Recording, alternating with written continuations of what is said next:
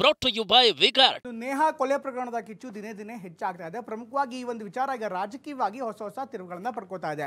ಅತ್ತ ವಿಪಕ್ಷ ಬಿಜೆಪಿ ನೇರವಾಗಿ ಕಾಂಗ್ರೆಸ್ ಸರ್ಕಾರದ ವಿರುದ್ಧ ಕಾನೂನು ಸುವ್ಯವಸ್ಥೆಯನ್ನು ಮುಂದಿಟ್ಟುಕೊಂಡು ರಾಜ್ಯದಲ್ಲಿ ಕಾನೂನು ಸುವ್ಯವಸ್ಥೆ ಸಂಪೂರ್ಣವಾಗಿ ನಾಶವಾಗಿದೆ ಅಂತ ಆರೋಪ ಮಾಡ್ತಾ ಇದೆ. ಇವತ್ತು ರಾಜ್ಯದ ಬೇರೆ ಬೇರೆ ಜಿಲ್ಲೆಗಳಲ್ಲಿ ಬಿಜೆಪಿ ಮುಖಂಡರು ನೇರವಾಗಿಯೇ ಕಾಂಗ್ರೆಸ್ ಸರ್ಕಾರದ ವಿರುದ್ಧ ರಸ್ತೆಗಿಳಿದು ಪ್ರತಿಭಟನೆ ಮಾಡಿದ್ರು. ಇನ್ನು ಕಾಂಗ್ರೆಸ್ ಸಚಿವರು ಕೂಡ ಬಿಜೆಪಿಯ ಪ್ರತಿಭಟನೆಗೆ ಕೌಂಟರ್ ಕೊಟ್ಟರು. ಹಾಗಾದರೆ ನೇಹಾ ಕೊಲೆ ಪ್ರಕರಣ ರಾಜಕೀಯದಲ್ಲಿ ಯಾವ ರೀತಿ ರೌಂಡ್ ಆಗ್ತಾ ಇದೆ ನೋಡೋಣ ಬನ್ನಿ.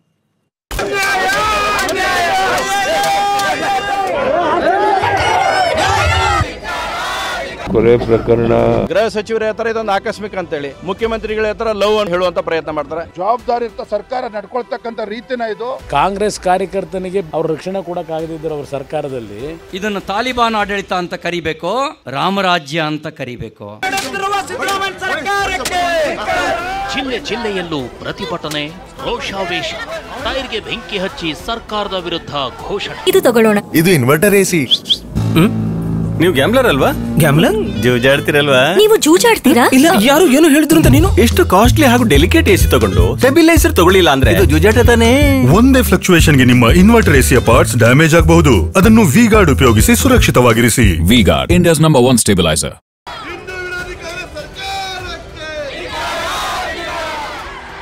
ಎಸ್, ಹುಬ್ಬಳ್ಳಿಯಲ್ಲಿ ನೇಹಾ ಕೊಲೆ ಖಂಡಿಸಿ ಸರ್ಕಾರದ ವಿರುದ್ಧ ಬಿಜೆಪಿ ಸಮರವನ್ನೇ ಸಾರಿದೆ. ಅದರಲ್ಲೂ ಹುಬ್ಬಳ್ಳಿಯಲ್ಲಂತೂ ಪರಿಸ್ಥಿತಿ ಕೈಮೀರಿತು. ನೂರಾರು ಬಿಜೆಪಿ ಕಾರ್ಯಕರ್ತರು ಪ್ರತಿಭಟಿಸಿ ಆಕ್ರೋಶ ವ್ಯಕ್ತಪಡಿಸಿದ್ರು. ಇಷ್ಟೇ ಅಲ್ಲ,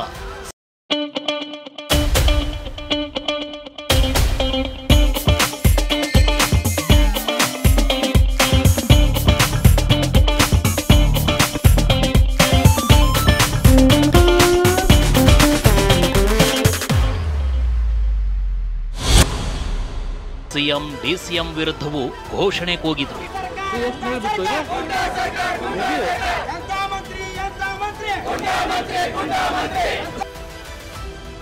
ನೇಹಾ ಹತ್ಯೆಗೆ ಖಂಡನೆ, ರಾಜ್ಯಾದ್ಯಂತ ಪ್ರತಿಭಟನೆ ಕಿಚ್ಚು.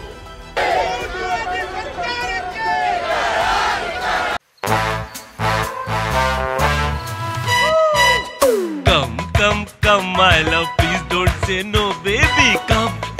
Come, my love. ವಿಗಾರ್ಡ್ ನ air coolers extra large cooling pad ನೊಂದಿಗೆ ಇದು ಎಂತೆಂಥವರನ್ನು ಕೂಲ್ ಆಗಿಸುತ್ತೆ. V-Guard air coolers, long lasting cooling. ಇಷ್ಟೇ ಅಲ್ಲ, ಮೈಸೂರಿನಲ್ಲೂ ಸರ್ಕಾರದ ವಿರುದ್ಧ ಪ್ರತಿಭಟನೆ ಕಿಚ್ಚು ಜೋರಾಗಿತ್ತು. ಗಾಂಧಿ ವೃತ್ತದಲ್ಲಿ ಬಿಜೆಪಿ ರಾಜ್ಯಾಧ್ಯಕ್ಷ ಬಿವೈ ವಿಜಯೇಂದ್ರ ನೇತೃತ್ವದಲ್ಲಿ ಪ್ರತಿಭಟನೆ ನಡೆಸಲಾಯಿತು. ಪ್ರತಿಭಟನೆಯಲ್ಲಿ ನೂರಾರು ಮಹಿಳಾ ಕಾರ್ಯಕರ್ತರು ಭಾಗಿಯಾಗಿದ್ದರು. ಇನ್ನು ತುಮಕೂರು, ಹಾವೇರಿ, ಬಳ್ಳಾರಿ, ಬಾಗಲಕೋಟೆ, ಕಲಬುರಗಿಯಲ್ಲೂ ಘಟಾನುಘಟಿ ನಾಯಕರ ಸಮ್ಮುಖದಲ್ಲಿ ಪ್ರತಿಭಟನೆ ನಡೆಸಲಾಯಿತು.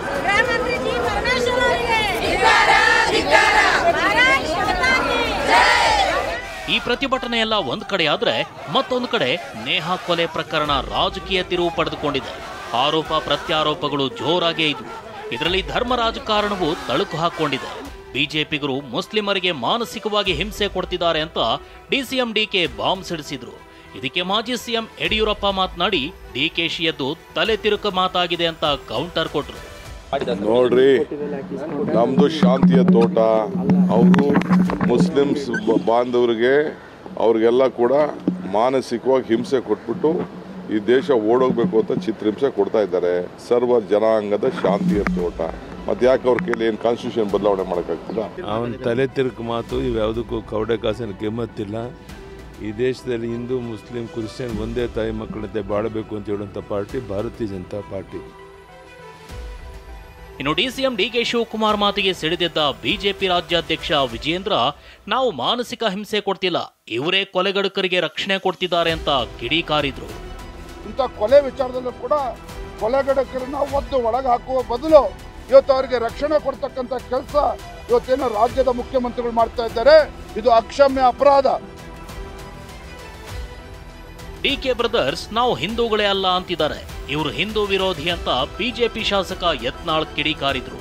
ಸಂಸದ ಕಟೀಲ್ ಅಂತೂ ಇದೊಂದು ಹೇಡಿ ಸರ್ಕಾರ ಅಂದ್ರು. ಡಿಕೆ ಶಿವಕುಮಾರ್ ಡಿಕ್ಲೇರ್ ಮಾಡ್ಕೊಂಡಾರ ಅವ್ರ ಅಂತಂಬ್ರತ್ತಲ್ಲಿ. ಅವ್ರು ಹಿಂದೂಗಳಿಗೆ ಹುಟ್ಟಿಲ್ಲ ಅಂತ ಮೊದಲೇ ಹೇಳಿಬಿಟ್ಟಾರ. ಅವ್ರು ಬ್ರದರ್ಸ್ ಅಂತ ಹೇಳ್ಯಾರ. ಬ್ರದರ್ಸ್ ಆದ ಮ್ಯಾಗ ಅವ್ರಿಗೆ ಅಲ್ಲ. ಡಿಕೆ ಶಿವಕುಮಾರ್ ಯಾವಾಗಲೂ ಹಿಂದೂ ವಿರೋಧವಾಗಿ ಅಲ್ಲಿ ರಾಮನಗರದಲ್ಲಿಯೂ ಒಬ್ಬ ಮತಾಂಧ ಮುಸ್ಲಿಂ ರಾಮ ಮಂದಿರ ಬಗ್ಗೆ ಅವಹೇಳನಕಾರಿ ಮಾತಾಡಿದ್ರು ಸಹ ಬಾಯಿ ಬಿಡಲಿಲ್ಲ. ಈ ರಾಜ್ಯದಲ್ಲಿ ನಡೀತಕ್ಕಂಥ ಸಿದ್ದರಾಮಯ್ಯನವರ ತುಷ್ಟೀಕರಣದ ನೀತಿ, ಈ ರೀತಿಯ ಘಟನೆಗಳು ನಡೆದಾಗ ಕಠೋರವಾಗಿರ್ತಕ್ಕಂಥ ಕ್ರಮಗಳನ್ನು ಕೈಗೊಳ್ಳದೇ ಇರತಕ್ಕಂಥ ಒಂದು ಹೇಡಿ ಸರ್ಕಾರ ಇದೆ. ಅದರ ಪರಿಣಾಮ ಈ ಘಟನೆಗಳು ನಡೀತದೆ. ನಿಮ್ಮ ಕಾರ್ಯಕರ್ತರಿಗೆ ನೀವು ರಕ್ಷಣೆ ಕೊಟ್ಟಿಲ್ಲ, ಇನ್ನು ನಮಗೇನ್ ರಕ್ಷಣೆ ಕೊಡ್ತೀರಾ ಅಂತ ಮಾಜಿ ಸಿಎಂ ಕುಮಾರಸ್ವಾಮಿ ಸಿಡಿದಿದ್ರು. BY ವಿಜಯೇಂದ್ರ ಅಂತೂ ನಾಲಾಯಕ್ ಸರ್ಕಾರ ಅಂದ್ರು. ಅವ್ರ ಪಕ್ಷದ ಕಾರ್ಯಕರ್ತ ಮೊನ್ನೆ ಆ ನೇಹ ಅಂತಕ್ಕಂಥ ಹೆಣ್ಮಗಳು ಕೊಲೆ ಆಗಿದೆಯಲ್ಲ, ಆ ತಂದೆ ಯಾರು? ಕಾಂಗ್ರೆಸ್ ಕಾರ್ಯಕರ್ತ. ಕಾಂಗ್ರೆಸ್ ಕಾರ್ಯಕರ್ತನಿಗೆ ಅವ್ರ ರಕ್ಷಣೆ ಕೊಡೋಕ್ಕಾಗದಿದ್ದರು ಅವ್ರ ಸರ್ಕಾರದಲ್ಲಿ. ಈಗ ನನ್ನ ಕಾರ್ಯಕರ್ತ ಕರೆದು ಇವ್ರಿಗೇನು ರಕ್ಷಣೆ ಕೊಡ್ತಾರೆ? ಇಂಥ ನಾಲಾಯಕ್ ಸರ್ಕಾರ ನೇಹ ಹತ್ಯೆ ಪ್ರಕರಣದಲ್ಲಿ ನಾಚಿಕೆ ಆಗಬೇಕಿತ್ತು. ಅದು ಕಾಂಗ್ರೆಸ್ ಸರ್ಕಾರಕ್ಕೆ ನಾಚಿಕೆ ಆಗಬೇಕಿತ್ತು. ಒಂದು ಜವಾಬ್ದಾರಿತ ಸರ್ಕಾರ ಆ ಹೆಣ್ಣು ಮಗಳು ಹತ್ಯೆ ಆದಾಗ ರಾಜ್ಯದ ಮುಖ್ಯಮಂತ್ರಿಗಳು ಆದಿಯಾಗಿ ಯಾವುದೇ ಒಬ್ಬ ಸಚಿವ ಇವತ್ತು ಮನೆಗೆ ಹೋಗಿ ಆ ಕುಟುಂಬಕ್ಕೆ ಸಾಂತ್ವನ ಹೇಳ್ತಕ್ಕಂಥ ಪ್ರಯತ್ನ ಮಾಡೋದಿಲ್ಲ. ಹಿಂದೂಗಳ ಸಾವು ಅಂದ್ರೆ ಬಿಜೆಪಿಯವರಿಗೆ ಹಬ್ಬ ಅಂತ ಹುಬ್ಬಳ್ಳಿಯಲ್ಲಿ ಸಂತೋಷ್ ಲಾಡ್ ವಾಗ್ದಾಳಿ ನಡೆಸಿದ್ರು. ಇಷ್ಟೇ ಅಲ್ಲ, ಇವರು ಮುಸ್ಲಿಂ ಆಂಗಲ್ ಬಂದ್ರೆ ಅಲರ್ಟ್ ಆಗ್ತಾರೆ ಅಂದ್ರು. ಹಿಂದೂಗಳು ಮರ್ಡರ್ಗಳಾಗ್ತವೆ, ಅಲ್ಲಿ ಯಾರು ನಮ್ಮ ಹಿಂದುತ್ವವಾದಿಗಳು ಹೋಗೋದಿಲ್ಲ. ಅಲ್ಲಿ ಹೆಣ್ಮಕ್ಳು ಸಾಯ್ತಿರ್ತಾರೆ, ಹಿಂದೂ ಹೆಣ್ಮಕ್ಳು ಸಾಯ್ತಿರ್ತಾರೆ, ಅವ್ರು ಯಾರು ಹೋಗೋದಿಲ್ಲ. ಇಲ್ಲಿ ಮುಸ್ಲಿಂ ಆ್ಯಂಗಲ್ ಬಂದಿದ್ದಕ್ಕೆ ಇಷ್ಟೆಲ್ಲ ಬಂದು ಪ್ರಚಾರ ಪಡ್ಕೊಳ್ತಕ್ಕಂಥ ಇಂಥ ಹಲವಾರು ಉದಾಹರಣೆಗಳು ಕೊಡ್ಬೋದು ನಾನೀಗ. ಸೊ ಅದು ಎಲೆಕ್ಷನ್ ಐತೆ, ಇದು ಹಬ್ಬ ಅವರಿಗೆ ಪರ್ಪಸ್ ಇರ್ತಕ್ಕಂಥದ್ದು ಹಬ್ಬ. ಯಾರ್ಯಾರು ಬಂದು ಏನೇನೋ ಮಾತನಾಡಿದ್ದಾರೆ ಅದೇ ಮತ್ತೆ ಯಾವಾಗಲೂ ಅಷ್ಟೇ ಅಲ್ಲ. ಈ ದೇಶದಲ್ಲಿ ಎಷ್ಟು ಹಿಂದೂ ಹೆಣ್ಮಕ್ಳು ಸತ್ತಾರೆ, ಇವ್ರು ಯಾಕೆ ಅಲ್ಲಿ ಹೋಗೋದಲ್ಲ ಸೌಜನ್ಯಕ್ಕಾಗಿ?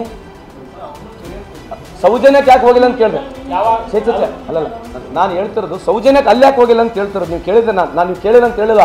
ಅಲ್ಲಿ ಯಾಕೆ ಹೋಗಲಿಲ್ಲ? ಇಷ್ಟೆಲ್ಲ ವೀರ ಆವೇಶಗಳು ಯಾಕೆ ಬರಲಿಲ್ಲ? ಅಲ್ಲಿ ಹೋಗಿ ಇಷ್ಟೆಲ್ಲ ಸಿಂಪತಿ ಎಂಪತಿ ಯಾಕೆ ತೋರಿಸ್ತಾ ಇಲ್ಲ? ಯಾಕೆ? ಅಲ್ಲಿ ಮುಸ್ಲಿಂ ಆ್ಯಂಗಲ್ ಇಲ್ಲ. ಮುಸ್ಲಿಂ ಆ್ಯಂಗಲ್ ಬಂದ ತಕ್ಷಣ ಎಲ್ಲ ಸ್ಟಾರ್ಟ್ ಆಗ್ಬಿಡ್ತದೆ. ಇಲ್ಲಿ ಅದು ಒಂದೇ ಹೇಳೋದು, ಮುಸ್ಲಿಂ ಆ್ಯಂಗಲ್ ಬಂದರೆ ಕಾಂಗ್ರೆಸ್ನವ್ರು ಮಾಡ್ತಾರೆ, ಮುಸ್ಲಿಂ ಆ್ಯಂಗಲ್ ಬಂದರೆ ಕಾಂಗ್ರೆಸ್ನವ್ರು ಮಾಡ್ತಾರೆ. Why will any government instigate such things? Anyway, god bless them. Neha ಕೊಲೆ ಪ್ರಕರಣದಲ್ಲಿ ಬಿಜೆಪಿ ನಾಯಕರ ಆರೋಪಕ್ಕೆ ಕಾಂಗ್ರೆಸ್ ನಾಯಕರು ಕೌಂಟರ್ ಕೊಟ್ಟರು.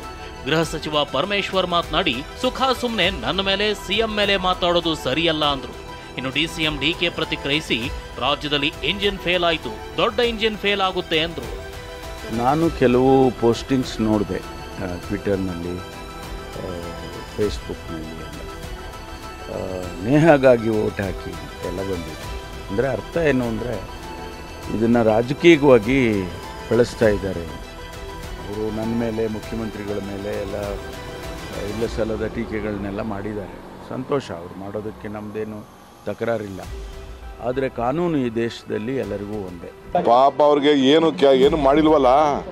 ಈ ರಾಜ್ಯಕ್ಕೆ ಡಬಲ್ ಇಂಜಿನ್ ಸರ್ಕಾರ ಫೇಲ್ ಆಗೋಯ್ತಲ್ಲ, ಈಗೂ ದೊಡ್ಡ ಇಂಜಿನ್ ಫೇಲ್ ಆಗೋಯ್ತದೆ. ನೇಹಾ ಹತ್ಯೆ ಪ್ರಕರಣದ ತನಿಖೆ CIDಗೆ ವಹಿಸೋಕೆ ಸರ್ಕಾರ ನಿರ್ಧಾರ ಮಾಡಿದೆ. ಮೃತ ವಿದ್ಯಾರ್ಥಿನಿ ನೇಹಾಗೆ ಸೂಕ್ತ ನ್ಯಾಯ ದೊರಕಿಸಬೇಕು ಅಂತ CM ಸಿದ್ದರಾಮಯ್ಯ ಹೇಳಿದ್ರು. ಈ ಹುಬ್ಬಳ್ಳಿ ಇನ್ಸಿಡೆಂಟ್ ಇದೆಯಲ್ಲ, ಹುಬ್ಬಳ್ಳಿ ಇನ್ಸಿಡೆಂಟ್, ಅದನ್ನು CODಗೆ ಕೊಡ್ತಾ ಇದ್ದೀವಿ. ನಂಬರ್ 1. ನಂಬರ್ 2, ಸ್ಪೆಷಲ್ ಕೋರ್ಟ್ ಮಾಡ್ತೀವಿ. ಅದಕ್ಕೋಸ್ಕರ ಸ್ಪೆಷಲ್ ಕೋರ್ಟ್ ಮಾಡಿ, ವಿಶೇಷ ನ್ಯಾಯಾಲಯ ಮಾಡಿ, ಅದಕ್ಕೆ ಟೈಮ್ ಬೌಂಡಾಗಿ ಚಾರ್ಜ್ ಶೀಟ್ ಹಾಕಬೇಕು. ಮತ್ತು ಇದನ್ನು ಕೂಡ, ಕೇಸನ್ನು ಕೂಡ ಇತ್ಯರ್ಥ ಮಾಡಬೇಕು ಅಂತೇಳಿ ಅದನ್ನು ಸ್ಪೆಷಲ್ ಕೋರ್ಟಿಗೆ ಕೊಟ್ಟು ಮಾಡಿಸ್ತೀವಿ. ಒಟ್ಟಾರೆಯಾಗಿ ನೇಹಾ ಕೊಲೆ ಪ್ರಕರಣಕ್ಕೆ ದಿನಕ್ಕೊಂದು ಟ್ವಿಸ್ಟ್ ಸಿಗ್ತಿದ್ರೆ, ಇತ್ತ ಹತ್ಯೆ ಖಂಡಿಸಿ ಸರ್ಕಾರದ ವಿರುದ್ಧ ಬಿಜೆಪಿ ಸಮರ ಸಾರಿದೆ. ರಾಜಕೀಯ ಸ್ವರೂಪವೂ ಪಡೆದುಕೊಂಡಿದೆ. ಮುಂದೆ ಯಾವ ಹಂತಕ್ಕೆ ಹೋಗುತ್ತೋ ಕಾದು ನೋಡಬೇಕಿದೆ. Bureau report, TV9. ಈಗಾಗಲೇ ಪ್ರಧಾನಿ ನರೇಂದ್ರ ಮೋದಿಯವರು ರಾಜಸ್ಥಾನದಲ್ಲಿ ಒಂದು ಹೇಳಿಕೆಯನ್ನು ಕೊಟ್ಟರು. ಈ ಹೇಳಿಕೆ ಈಗ ದೇಶವ್ಯಾಪಿ ದೊಡ್ಡ ಸಂಚಲನವನ್ನು ಸೃಷ್ಟಿ ಮಾಡ್ತಾ ಇದೆ. ದೇಶದ ಸಂಪತ್ತನ್ನು ಯಾರಿಗೆ ಹಂಚ್ತಾರೆ ಕಾಂಗ್ರೆಸ್ನವರು ಅನ್ನುವಂಥ ಒಂದು ಹೇಳಿಕೆ ಇತ್ತಲ್ಲ, ಅದಕ್ಕೆ ಈಗ ಕಾಂಗ್ರೆಸ್ನವರು ಭಾರಿ ದೊಡ್ಡ ತಿರುಗೇಟನ್ನು ಕೊಡೋದಕ್ಕೆ ಮುಂದಾಗ್ತಾ ಇದ್ದಾರೆ. ಮುಖ್ಯಮಂತ್ರಿ, ಉಪಮುಖ್ಯಮಂತ್ರಿ ಸೇರಿದಂತೆ ಸಾಲು ಕಾಂಗ್ರೆಸ್ ನಾಯಕರು ಪ್ರಧಾನಿ ವಿರುದ್ಧ ಹರಿಯಾಯ್ತಾ ಇದ್ದಾರೆ. ಅತ್ತ BJP ನಾಯಕರು ಪ್ರಧಾನಿಯವರನ್ನು ಡಿಫೆಂಡ್ ಮಾಡ್ಕೋತಾ ಇದ್ದಾರೆ. ಹಾಗಾದರೆ ಏನಿದು ಹೇಳಿಕೆ, ಏನಿದು ಗಲಾಟೆ, ಏನಿದು ವಿವಾದ, ನೋಡೋಣ ಬನ್ನಿ.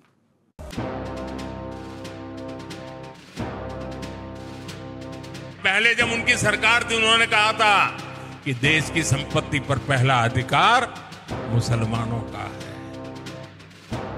ದೇಶದ ಸಂಪತ್ತನ್ನ ಕಾಂಗ್ರೆಸ್ ಮುಸ್ಲಿಮರಿಗೆ ಹಂಚಲು ಹೊರಟಿದೆ. ನಿಮ್ಮ ಸಂಪತ್ತನ್ನು ನುಸುಳುಕೋರರಿಗೆ ಹಂಚುತ್ತಾರೆ, ನಿಮ್ಮ ಮಂಗಳಸೂತ್ರವನ್ನು. ಹೀಗೆ ಪ್ರಧಾನಿ ಮೋದಿ ಕಾಂಗ್ರೆಸ್ ವಿರುದ್ಧ ಗಂಭೀರ ಆರೋಪಗಳನ್ನೇ ಮಾಡಿದ್ದಾರೆ. ಇದೀಗ ರಾಷ್ಟ್ರ ರಾಜಕಾರಣದಲ್ಲಿ ದೊಡ್ಡ ಸಂಚಲನ ಎಬ್ಬಿಸಿದೆ. ಕಾಂಗ್ರೆಸ್ ನಾಯಕರನ್ನ ಸಿಲಿದೇಳುವಂತೆ ಮಾಡಿದೆ. Is the head of the country and all people in this country are equal. ಓಟಿಗೋಸ್ಕರ ಮಾತನಾಡ್ತಕ್ಕಂಥದ್ದು ಒಳ್ಳೆ ಬೆಳವಣಿಗೆ ಅಂತೂ ಅಲ್ಲ ಅಂತ. ನಿನ್ನೆ ರಾಜಸ್ಥಾನದ ಜಾಲೋರ್ ಮತ್ತು ಬನ್ಸಾವಾರದಲ್ಲಿ ಚುನಾವಣಾ ಪ್ರಚಾರದಲ್ಲಿ ಭಾಗವಹಿಸಿದ್ದ ಮೋದಿ ಕಾಂಗ್ರೆಸ್ ವಿರುದ್ಧ ಗುಡುಗಿದ್ರು. ಹಿಂದೆ ಮನಮೋಹನ್ ಸಿಂಗ್ ನೇತೃತ್ವದ ಸರ್ಕಾರವಿದ್ದಾಗ ದೇಶದ ಸಂಪತ್ನಲ್ಲಿ ಮೊದಲ ಅಧಿಕಾರ ಮುಸಲ್ಮಾನರಿಗೆ ಎಂದು ಹೇಳಿದ್ರು. ಈಗ ಕಾಂಗ್ರೆಸ್ ಪ್ರಣಾಳಿಕೆಯು ಅದನ್ನೇ ಹೇಳ್ತಿದೆ. ನಿಮ್ಮ ಸಂಪತ್ತನ್ನ ಯಾರಿಗೆ ಹೆಚ್ಚು ಮಕ್ಕಳಿದೆ ಅವರಿಗೆ ಹಂಚಲಿದ್ದಾರೆ, ನುಸುಳುಕೋರರಿಗೆ ಹಂಚಲಿದ್ದಾರೆ ಅಂತ ಆರೋಪಿಸಿದ್ರು. पहले जब उनकी सरकार थी उन्होंने कहा था कि देश की संपत्ति पर पहला अधिकार मुसलमानों का है. इसका मतलब ये संपत्ति इकट्ठी करके किसको बांटेंगे? जिनके ज्यादा बच्चे हैं उनको बांटेंगे, घुसपैठियों को बांटेंगे. क्या आपकी मेहनत की कमाई का पैसा घुसपैठियों को दिया जाएगा? आपको मंजूर है? ये कांग्रेस का मैनिफेस्टो कह रहा है कि वो माताओं बहनों का सोने का हिसाब करेंगे, उसकी जड़ती करेंगे, जानकारी लेंगे और फिर उस संपत्ति को बांट देंगे और उनको बांटेंगे जिनको मनमोहन सिंह जी की सरकार ने कहा था कि संपत्ति पर पहला अधिकार मुसलमानों का है. भाइयों बहनों, ये अर्बन नक्सल की सोच, मेरी माताओं बहनों, ये आपका मंगल सूत्र भी बचने नहीं देंगे, यहां तक जाएंगे. ಪ್ರಧಾನಿ ಹೇಳಿಕೆಯನ್ನ ಖಂಡಿಸಿರುವ ಡಿಸಿಎಂಡಿಕೆ, ಮೋದಿಯವರು ದೇಶದ ಮುಖ್ಯಸ್ಥ ಹುದ್ದೆಯಲ್ಲಿರೋರು, ಇಂಥವರು ಈ ರೀತಿ ಮಾತನಾಡುವುದು ದೇಶ ಮಾತ್ರವಲ್ಲ ಜಗತ್ತಿಗೆ ಕೆಟ್ಟ ಸಂದೇಶ ರವಾನಿಸಿದಂತೆ ಎಂದು ವಾಗ್ದಾಳಿ ನಡೆಸಿದ್ದಾರೆ. Honorable Prime Minister should know that he has taken a oath on the Constitution that every section will be taken oath. He is the head of the country and all people in this country are equal. You can't differentiate anyone. It is sending bad message across the country and the world. This is a very unfair. ಇನ್ನು ಗೃಹ ಸಚಿವ ಪರಮೇಶ್ವರ್ ಪ್ರಧಾನಿ ಮೋದಿ ಹೇಳಿಕೆಯನ್ನ ಖಂಡಿಸಿದ್ದಾರೆ. ಪ್ರಧಾನಿ ಹುದ್ದೆಯಂಥ ಲೆವೆಲ್ನಲ್ಲಿರೋರು ಹೀಗೆ ಮಾತನಾಡೋದು ಒಳ್ಳೆಯದಲ್ಲ ಅಂದ್ರು. ಪ್ರಧಾನಮಂತ್ರಿ ಅವರಂಥ ಲೆವೆಲ್ನಲ್ಲಿ ಧರ್ಮದ ಆಧಾರದ ಮೇಲೆ ಮಾತಾಡ್ತಕ್ಕಂಥದ್ದನ್ನು ನಾವು ನೋಡೇ ಇರಲಿಲ್ಲ. ಯಾವುದೇ ಪಕ್ಷದವರಾಗಿ, ಕಾಂಗ್ರೆಸ್ನವರು, ಭಾರತೀಯ ಜನತಾ ಪಾರ್ಟಿಯವರು, ಜನತಾದಳದವರು ಅಂತಲ್ಲ, ಯಾವುದೇ ಪಕ್ಷದವರು ಆ ರೀತಿ ಮಾತನಾಡಿದ್ದನ್ನು ನಾವು ನೋಡಿಲ್ಲ. ಮತ್ತು ಎಲ್ಲರೂ ಕೂಡ ಭಾಳ ಓಟಿಗೋಸ್ಕರ ಮಾತನಾಡ್ತಕ್ಕಂಥದ್ದು ಒಳ್ಳೆ ಬೆಳವಣಿಗೆ ಅಂತೂ ಅಲ್ಲ ಅಂಥೇಳಿ ನನಗೆ ಅನ್ಸುತ್ತೆ ವೈಯಕ್ತಿಕವಾಗಿ. ನರೇಂದ್ರ ಮೋದಿಯವರು ಯಾವುದೋ ಪಂಚಾಯಿತಿ ಮೆಂಬರ್ ಅಲ್ಲ.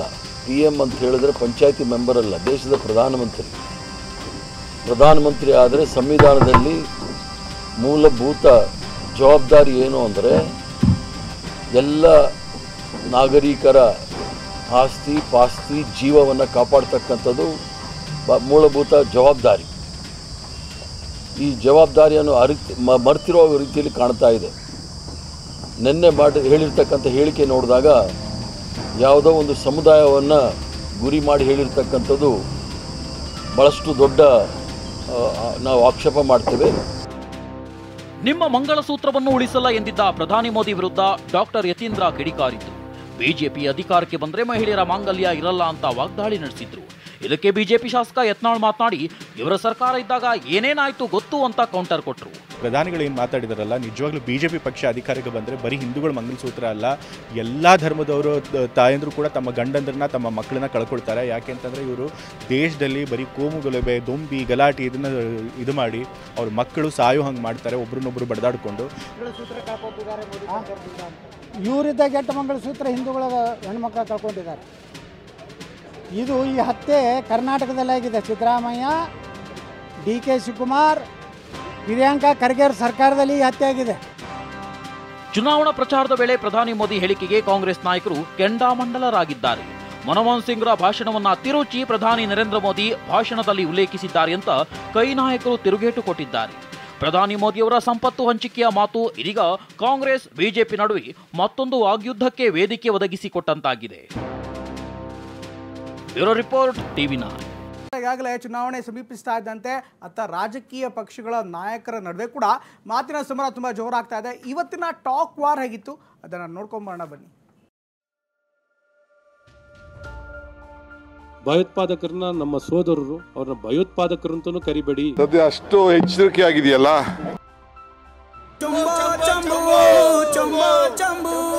ಚುನಾವಣಾ ಅಖಾಡದಲ್ಲಿ ಮಾತಿನ ಸಮರ ತಾರಕಕ್ಕೇರಿದೆ.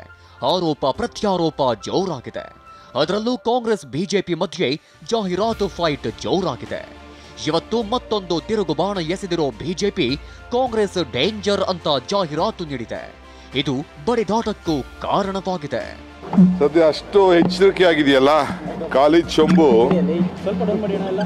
ಚೊಂಬು ಇಟ್ಕೊಂಡು ಗೌರವಾನ್ವಿತ ದೇವೇಗೌಡರು ಪ್ರೈಮ್ ಮಿನಿಸ್ಟರ್ಗೆ ನೀವು ಚೊಂಬು ಕೊಟ್ಬಿಟ್ರಿ, ನಿಮ್ಮಿಂದ ನಮ್ಗಿಂತ ಅನ್ಯಾಯ ಆಯಿತು, ಈಗ ನೋಡಿ ನಮಗೆ ಮಾತಾಡೋಕ್ಕೆ ಶಕ್ತಿನೇ ಇಲ್ಲ ಅಂತೇಳಿ ದೇವೇಗೌಡರು ಪ್ರೈಮ್ ಮಿನಿಸ್ಟರ್ಗೆ ಹೇಳ್ತಾ ಇದ್ದಾರೆ. ಸಂತೋಷ. ಜನ ಎರಡನ್ನು ಯೋಚನೆ ಮಾಡೋಷ್ಟು ಶಕ್ತಿ ಪ್ರಜ್ಞೆ ನಮ್ಮ ನಾಗರಿಕರಿಗಿದೆ. ಚೊಂಬಲ್ ಬಂದಿದೆಯಲ್ಲ 15 ಲಕ್ಷ ರೂಪಾಯಿ ಎಲ್ಲರ ಅಕೌಂಟ್ಗೂ ಹೋಯ್ತಾ ಇಲ್ಲ ಅಂತ ನಾನು ಕೇಳ್ತಾ ಇದ್ದೀನಿ. ಸಿದ್ದರಾಮಯ್ಯನವ್ರು ಕೇಳ್ತಾ ಇದ್ದಾರೆ. ಏನೂ ಉಪಯೋಗ ಬರಲ್ಲ ಅವೆಲ್ಲ. ಈಗ ದೇವೇಗೌಡರು ಅಕ್ಷಯಪತೆ ತೋರಿಸಿ ಅಂತ ಹೇಳ್ತಾರಲ್ಲ, ಈಗ ಅಕ್ಷಯಪತೆ ನರೇಂದ್ರ ಮೋದಿ ಕೈನಲ್ಲಿದೆ. ಇಲ್ಲಿ ಇವ್ರು ಕೊಟ್ಟಿರೋ ಚಂಬಿದೆಯಲ್ಲ, ಇದು ಈ ಸರ್ಕಾರದ ಖಜಾನೆ ಖಾಲಿ ಮಾಡಿರ್ತಕ್ಕಂಥ ಚಂಬನ್ನ ಪ್ರದರ್ಶನ ಮಾಡ್ಕೊತಾವ್ರು ಇವರು. ಭಯೋತ್ಪಾದಕರ ಕ್ರಮಕ್ಕೆ ಮುಂದಾದ್ರೆ ಸಾಕ್ಷಿ ಕೇಳ್ತಾರೆ. ಬಾಂಬ್ ಹಾಕೋರನ್ನ ಸಹೋದರರು ಅಂತಾರೆ. ಕಾಂಗ್ರೆಸ್ ಈಸ್ ಡೇಂಜರ್ ಅಂತ ಅಶ್ವಥ್ ನಾರಾಯಣ್ ಕಿಡಿಕಾರಿದ್ರು. ಇಲ್ಲೆಲ್ಲ ಒಂದ್ ಕಡೆ ಬಾಂಬ್ ಹಾಕೋರ್ನ, ಭಯೋತ್ಪಾದಕರನ್ನ ನಮ್ಮ ಸೋದರರು, ಅವ್ರನ್ನ ಭಯೋತ್ಪಾದಕರು ಅಂತಾನೂ ಕರಿಬೇಡಿ. ಬಾಂಬ್ ಹಾಕ್ತಿರೋ ಪರವಾಗಿಲ್ಲ. ನಮ್ಮ ದೇಶದಲ್ಲಿ ಭಾರತ್ ಮಾತಾ ಕಿ ಜೈ ಅನ್ನೋಕೆ ಪರ್ಮಿಷನ್ ಬೇಕಾ ಅಂತ ಸಿಟಿ ರವಿ ಬೆಂಕಿಯನ್ನೇ ಬೊಗಳಿದ್ರು. ಲಕ್ಷ್ಮಣ ಸವದಿ, ಖರ್ಗೆ ಅವರೇ ತಪ್ಪು ತಿಳ್ಕೊಂಬೇಡಿ, ನಾನು ಭಾರತ್ ಮಾತಾ ಕಿ ಜೈ ಅಂತ ಕೂಗಲ ಅಂತ ಕೇಳ್ತಾರೆ. ಯಾವ ದೇಶದಲ್ಲಿದ್ದೀವ್ರಿ ಭಾರತ್ ಮಾತಾ ಕಿ ಜೈ ಅಂತ ಕೂಗೋದಕ್ಕೆ ಪರ್ಮಿಷನ್ ಬೇಕಾ? ಈ ಬಾರಿ ಲೋಕ ಚುನಾವಣೆಯಲ್ಲಿ ಗೆಲ್ಲೋ 3-4 ಕ್ಷೇತ್ರ ಆದ್ರೂ ಹೇಳಿ ಅಂತ ಬಿಎಸ್ವೈ ಹೇಳಿದ್ರು. ಇದಕ್ಕೆ ಸಿಎಂ ಸಿದ್ದರಾಮಯ್ಯ ಬಿಎಸ್ವೈ ಶಾಸ್ತ್ರ ಹೇಳೋದು ಯಾವಾಗ ಕಲಿತರು ಅಂತ ಕೌಂಟರ್ ಕೊಟ್ಟಿದ್ದಾರೆ. ಕಾಂಗ್ರೆಸ್ನವ್ರು ಹೇಳಿ ಯಾವ್ದಾದ್ರು ಒಂದು 3-4 ಕ್ಷೇತ್ರದ ಹೆಸರು ಹೇಳಿ ನಾವು ಲೋಕಸಭೆಗೆ ಗೆಲ್ತೇವೆ ಅನ್ನುವಂಥ ಕ್ಷೇತ್ರವನ್ನು. ಯಡಿಯೂರಪ್ಪನವರು ಹೇಳೋದಿಲ್ಲ, ಯಾವಾಗ ಶಾಸ್ತ್ರ ಕಲ್ತು ಹಿಡಿದಾರಂತ ಐದನೇ ಯಾಕೆ ಹೇಳೋದು ನಾವು, ಅವರು ಹೇಳ್ತಾರ ಯಾವ್ಯಾವ ಗೆಲ್ತೀವಿ ಅಂತ. ಬಿಜೆಪಿಯವರ ಮೇಲೆ ಯಾಕೆ ರೇಡ್ ಮಾಡಲ್ಲ? ಯಡಿಯೂರಪ್ಪ ಶ್ರೀಮಂತ ಅಲ್ವಾ, ವಿಜಯೇಂದ್ರ ಶ್ರೀಮಂತ ಅಲ್ವಾ ಅಂತ ಸಿಎಂ ಸಿದ್ದರಾಮಯ್ಯ ಕಿಡಿಕಾರಿದ್ರು. ಬಿಜೆಪಿಯವರು ಯಾರು ಶ್ರೀಮಂತರಿಲ್ವಾ? ಯಡಿಯೂರಪ್ಪ ಶ್ರೀಮಂತ ಅಲ್ವಾ? ಭ್ರಷ್ಟಾಚಾರ ಮಾಡಿಲ್ವಾ? ವಿಜಯೇಂದ್ರ ಭ್ರಷ್ಟಾಚಾರ ಮಾಡಿಲ್ವಾ? ಅವ್ರನ್ನೆಲ್ಲ ಯಾಕೆ ರೈಡ್ ಮಾಡಲ್ಲ? ನಮ್ಮನ್ನು ಮಾಡಬೇಡಿ ಅಂತ ಹೇಳಲ್ಲ ನಾನು. ಕಾನೂನು ರೀತಿಯ ಕ್ರಮ ತಗೊಳ್ಳಿ. ಒಟ್ಟಾರೆಯಾಗಿ ಚುನಾವಣಾ ಅಖಾಡದಲ್ಲಿ ಮಾತಿನ ಸಮರ ಜೋರಾಗಿತ್ತು. ಮುಂದೆ ಅದ್ಯಾವ ಹಂತಕ್ಕೆ ಹೋಗುತ್ತೋ ಕಾದು ನೋಡಬೇಕಿದೆ. Bureau report TV9. ಈಗಾಗಲೇ ಚುನಾವಣೆ ಕಾವೇರ್ತಾ ಇದೆ. ಪ್ರಮುಖವಾಗಿ ಶಿವಮೊಗ್ಗದಲ್ಲಿ ಬಿಜೆಪಿಯ ಬಂಡಾಯ ಅಭ್ಯರ್ಥಿಯಾಗಿ ಈಶ್ವರಪ್ಪನವರು ಈಗಾಗಲೇ ಕಣದಲ್ಲಿಳಿದ್ದಾರೆ. ಇನ್ಫ್ಯಾಕ್ಟ್ ನಾಮಿನೇಷನ್ ಮಾಡಿದ್ದಾರೆ. ಈಗ ಅವರಿಗೆ ಚುನಾವಣಾ ಆಯೋಗ ಒಂದು ಸಿಂಬಲನ್ನು, ಚಿಹ್ನೆಯನ್ನು ಈಗಾಗಲೇ ನೀಡಿದೆ. ಈ ಚಿಹ್ನೆ ನೋಡೋದಾದರೆ, ಯಾವುದು ಈ ಚಿಹ್ನೆ ಅನ್ನೋದನ್ನು ನೋಡೋದಾದರೆ, ಈಗಾಗಲೇ ಕಬ್ಬನ್ನು ಹೊಂದಿರುವಂಥ ರೈತನ ಗುರುತನ್ನು ಈಗಾಗಲೇ ನೀಡಲಾಗಿದೆ. ಈ ಎಲ್ಲ ಇನ್ಫ್ಯಾಕ್ಟ್ ಇದರ ವಿವರಗಳನ್ನು ನೋಡ್ತಾ ಇದ್ದರೆ, ಈ ಕಬ್ಬನ್ನು ಹೊಂದಿರುವಂಥ ರೈತ, ಕಬ್ಬು ಮತ್ತು ಕಬ್ಬಿನ ಜೊತೆ ಇರುವಂಥ ರೈತನ ಗುರುತನ್ನು ಈಗ ನೀಡಲಾಗಿದೆ. ಇದೇ ಚಿಹ್ನೆಯ ಆಧಾರದ ಮೇಲೆ ಈಶ್ವರಪ್ಪನವರು ಈಗ ಲೋಕಸಭೆಯಲ್ಲಿ ಕಂಟೆಸ್ಟ್ ಮಾಡ್ತಾ ಇದ್ದಾರೆ. ಇನ್ಫ್ಯಾಕ್ಟ್ ಈ ಚಿಹ್ನೆಯ ಜೊತೆ ಮೋದಿಯ ಫೋಟೋವನ್ನು ಬಳಸಿ ಪ್ರಚಾರವನ್ನು ಮಾಡ್ತಾ ಇದ್ದಾರೆ. ಈ ಒಂದು ಕಬ್ಬಿನ ಜೊತೆಗೆ ಇರುವಂಥ ರೈತನ ಗುರುತನ್ನು ಚುನಾವಣಾ ಆಯೋಗ ನೀಡಿದೆ. ಇದರ ಜೊತೆಗೆ ಸ್ಟಾರ್ ಚಂದ್ರು ಪರ ನಟ ದರ್ಶನ್ ಕ್ಯಾಂಪೇನ್ ಮಾಡ್ತಾ ಇದ್ದಾರೆ. ಮೊನ್ನೆ ತಾನೇ ಮಂಡ್ಯದಲ್ಲಿ ಮಾಡಿದ್ರು. ಈಗ ಮಂಡ್ಯದ ವಿವಿಧ ಭಾಗಗಳಲ್ಲೂ ಕೂಡ ದರ್ಶನ್ ಪ್ರಚಾರವನ್ನು ಮಾಡ್ತಾ ಇದ್ದಾರೆ. ಪ್ರಚಾರದ ವೇಳೆ ಅಭಿಮಾನಿಗಳು ಕೂಡ ಹೆಚ್ಚಿನ ಸಂಖ್ಯೆಯಲ್ಲಿ ಸೇರಿದ್ರು. ಸ್ಟಾರ್ ಚಂದ್ರು ಪರ ಈಗ ದರ್ಶನ್ ಪ್ರಚಾರಕ್ಕೆ ಇಳಿದಿರುವಂಥದ್ದು. ಈ ಒಂದು ಪ್ರಚಾರದಲ್ಲಿ ಹೆಚ್ಚಿನ ಸಂಖ್ಯೆಯಲ್ಲಿ ಜನ ಇದ್ದರು. ಪಕ್ಷದಲ್ಲಿ ಹೆಚ್ಚಾಗಿ ಚರ್ಚೆ ಆಗ್ತಾ ಇದೆ, ಆದರೆ ನಾನು ಪಕ್ಷದ ಪರವಾಗಿ ಯಾರಿಗೂ ಕ್ಯಾಂಪೇನ್ ಮಾಡ್ತಾ ಇಲ್ಲ, ಬದಲಾಗಿ ವ್ಯಕ್ತಿಗತವಾಗಿ ನಾನು ಪ್ರಚಾರವನ್ನು ಮಾಡ್ತಾ ಇದ್ದೇನೆ. ಈ ಕಾರಣಕ್ಕೋಸ್ಕರ ನಾನು ವ್ಯಕ್ತಿಗತವಾಗಿ ಸ್ಟಾರ್ ಚಂದ್ರು ಪರ ಪ್ರಚಾರಕ್ಕೆ ಬಂದಿದ್ದೀನಿ ಅನ್ನುವಂಥ ಮಾತನ್ನು ಈಗಾಗಲೇ ದರ್ಶನ್ ಅವರು ಹೇಳಿದರು. ಈಗ ಮತ್ತೆ ಪ್ರಚಾರಕ್ಕೆ ಬರ್ತಾ ಇದ್ದಾರೆ. ಹೀಗಾಗಿ ಮಂಡ್ಯದ ಬೇರೆ ಬೇರೆ ಭಾಗದಲ್ಲಿ ಅವರು ಪ್ರಚಾರವನ್ನು ಮಾಡ್ತಾರೆ. ಈ ಪ್ರಚಾರದ ವೇಳೆ ಹೆಚ್ಚಿನ ಸಂಖ್ಯೆಯಲ್ಲಿ ಜನ ಕೂಡ ಸೇರಿದ್ರು. ಹೀಗಾಗಿ ಅವರ ಅಭಿಮಾನಿಗಳ ಸಂಖ್ಯೆ ಕೂಡ ಹೆಚ್ಚಾಗಿರುವಂಥ ಹಿನ್ನೆಲೆಯಲ್ಲಿ, ಅಭಿಮಾನಿ ಬಳಗ ಕೂಡ ದೊಡ್ಡದಾಗಿರುವಂಥ ಹಿನ್ನೆಲೆಯಲ್ಲಿ ಈಗ ಅವರು ಕೂಡ ಮತ ಆಗಿ ಪರಿವರ್ತನೆ ಆಗುತ್ತೆ, ಅಂದರೆ ಅಭಿಮಾನಿಗಳು ಕೂಡ ಮತವಾಗಿ ಪರಿವರ್ತನೆ ಆಗ್ತಾರೆ, ಅವರ ಮತಗಳು ಬೀಳುತ್ತೆ ಅನ್ನುವಂಥ ನಿರೀಕ್ಷೆಯಲ್ಲಿ ಸ್ಟಾರ್ ಚಂದ್ರು ಕೂಡ ಇದ್ದಾರೆ. ಹೀಗಾಗಿ ಹೆಚ್ಚಿನ ಕ್ಯಾಂಪೇನನ್ನು ದರ್ಶನ್ ಮೂಲಕ ಮಾಡಿಸಲಾಗ್ತಾ ಇದೆ. Brought to you by V-Guard.